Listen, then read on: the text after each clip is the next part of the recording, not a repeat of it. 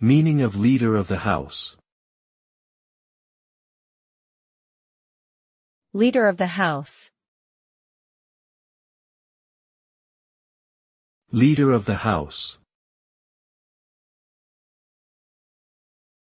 Leader of the House.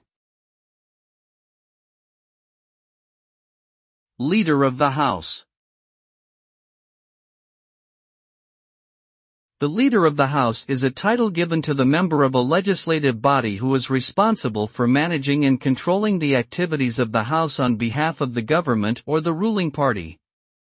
In the United Kingdom, for example, the Leader of the House of Commons is responsible for scheduling government business and managing parliamentary debates. Similarly, the Leader of the House of Lords is responsible for managing the legislative agenda in the upper chamber of the UK Parliament. The role of the Leader of the House is an important one, as they help to ensure that the government's legislative priorities are effectively communicated and enacted into law.